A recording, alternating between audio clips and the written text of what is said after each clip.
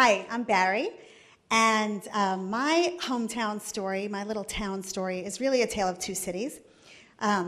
It was indeed the best of times and the worst of times. I was growing up in Brooklyn, New York, with my dad and my younger sister and my older brother. My mother had passed away. She died when I was 3 years old, and my sister was 2, and my brother was 6. So that's kind of a script that I got used to, but as you go through life and you live your life, it takes on more meaning, especially when you become a parent and go through, as Amy said, life's happenings. It's a continual process of realizing how significant it is to grow up without a mother, and to grow up with a father who is sad and bitter and angry and confused can be chaotic. And it can also be hilarious if you develop a sense of humor to see that. So, growing up in Brooklyn, we lived in the Midwood section of Brooklyn, which is a very Jewish section of Brooklyn, like besides Crown Heights, which is all the Hasidic. It's probably the next most Jewish section of Brooklyn. There's a yeshiva on every corner, and I went to the one across the street. I lived on East 29th Street and Kings Highway, and you'd cross Kings Highway, there was my yeshiva. And you would think maybe I went there because my dad was very religious, but in fact he was an atheist, and that was really confirmed when my mother died and left him with 3 children under the age of 6. He was really angry at God and knew that there was no God. So it was odd to be in a dress every day, going to yeshiva school with lots of conservative Jewish children whose families were more pious than mine. But I think it was convenient because it was across the street. So in the summer, when I was 8, I went to sleepaway camp for the first time in the Catskills, Parksville, New York, Camp Olympus, and it was fantastic because when you grow up with a lot of chaos, any organized activity is really a wonderful, treasured alternative to your life, your chaotic, unusual, atypical life. So I was going to camp in the Catskills with my brother and sister at Camp Olympus, and this was a uniform camp. If you know anything about camps, there's uniform camps and there's non-uniform camps, and the non-uniform camps are where like the girls compete with their cute outfits and whatnot, and some parents choose to send their kids to these non-uniform camps so that everyone's the same. My father didn't put that kind of thought into things. We went to this camp because the woman he was dating at the time, Ginny Sherman from Long Island, was sending her children there. And she thought it'd be good to have my dad free for the summer. So,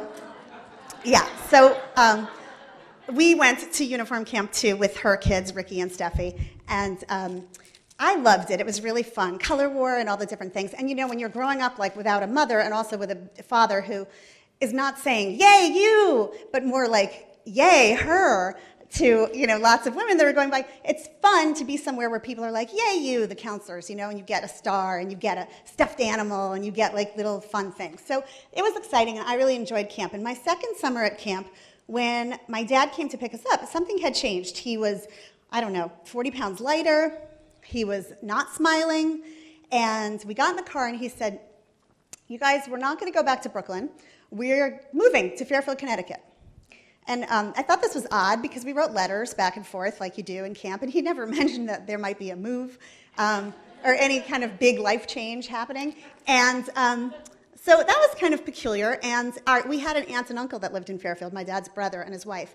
And my cousins had grown up here, but they were long out of college. They're much older than me. And so my aunt and uncle lived now empty nesters in Fairfield on Woodridge Avenue. And my dad said, we're going to move into Aunt Minnie and Uncle Harry's house. And I thought this a little odd, but I was 10, so your reasoning skills are that of a 10-year-old. I said, okay, so I was not devastated because I know Fairfield, and it was that cute place we would go to Lake Mohegan and feed the ducks, and we had pictures of us apple picking and pumpkin picking, and it was like that cute little Norman Rockwellian place that we would leave Brooklyn and go to for the weekends and have all this country time and the green grass. And my aunt actually noticed when you entered a room, and she'd cook like a meal for you, and she'd say to you, did you eat anything today? That's a spring coat. It's January, things like that I didn't really get in my life growing up with my father. So there was something nice about like being noticed. And so I was kind of excited, but I did say to my dad, well, what about all our stuff? I guess we're going to go back to Brooklyn and get our stuff. And he said, oh, no, I packed a suitcase for each of you. It has some of your clothes. And then you have the clothes from camp, which was, 5 pairs of red shorts and 5 T-shirts that said Camp Olympus, And I mean, September might have Indian summer, but it's going to get cold. So that was weird. And I was kind of bummed out because I had this favorite doll, princess, she had like a pink crinoline. I picked her out at FAO Schwartz. She was my one fancy toy that I got in my life. We went to FAO Schwartz with my dad's girlfriend, a different one, Helen. And and so her kids liked to go there. So we went there, and I got this princess doll, and I loved her, and I called her Princess. And my dad said we weren't going back, so I wasn't going to see Princess again. And I did have a highlights for children collection since I was 5, because I was a big reader, and I was a student, and I loved to read. And I was really kind of sad that I wasn't going to see that again.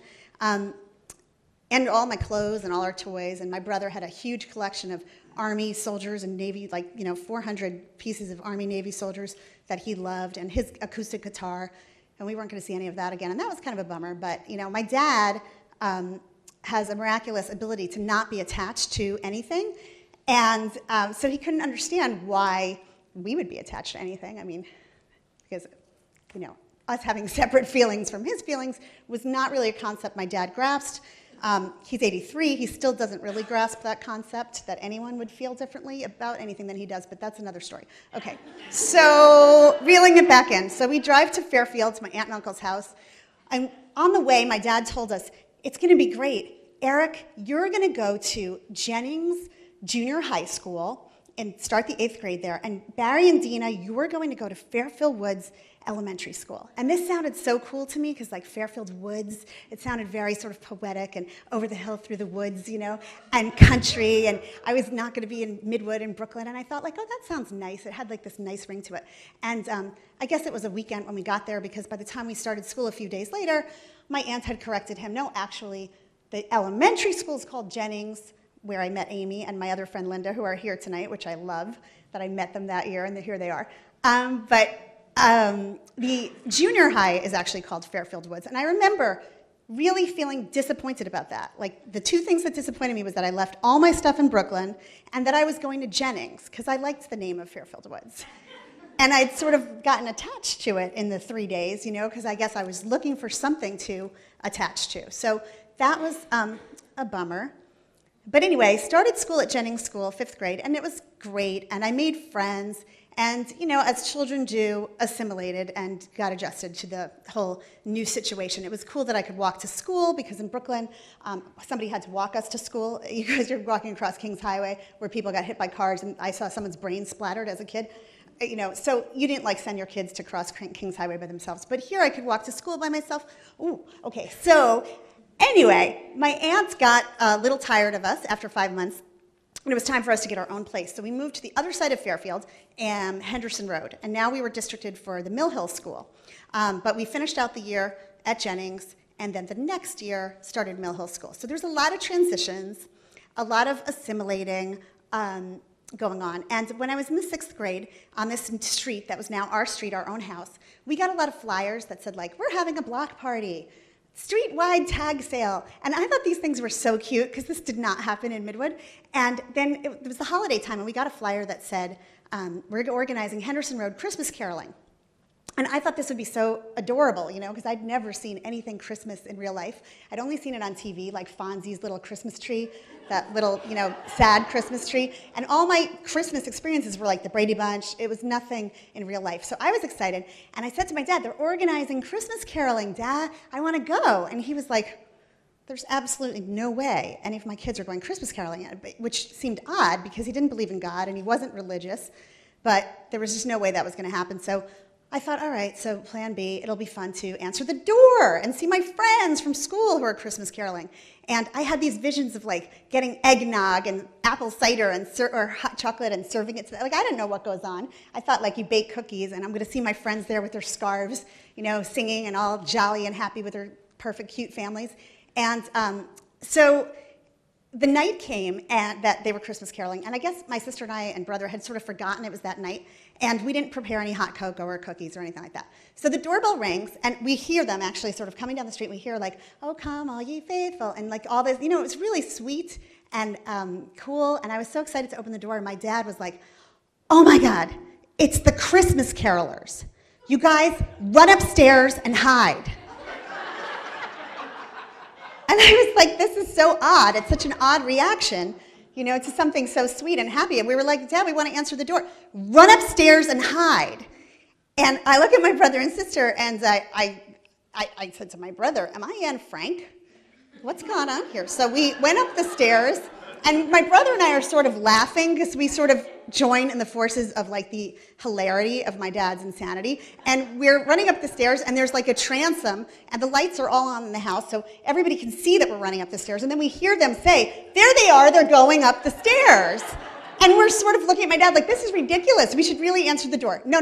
Go hide in my room, which is odd because his room was at the front of the house as opposed to our rooms that would have been in the back. So now we're in his room, lights on, shades pulled, so you could see our shadows through the shades, and they were going through a repertoire of various songs. And then I heard someone say, maybe we should sing Frosty the Snowman because they're Jewish.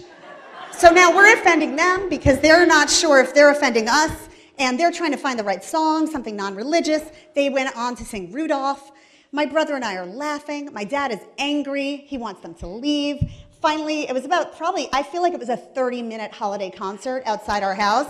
And at some point, he did turn off the lights, so it was really obvious that we had been there, lights had been on, we had gone up the stairs, they saw our shadows, and now lights were off. It was peculiar. I did think, what's going to happen at school tomorrow?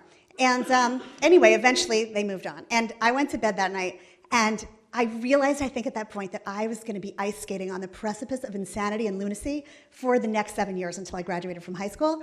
But there was something fun about the fact that I felt like I was looking in on this outside world, even if it was through a shade and in the dark, and I couldn't quite go out there. I was humming Frosty the Snowman to bed to myself that night, and I was smiling. Thank you.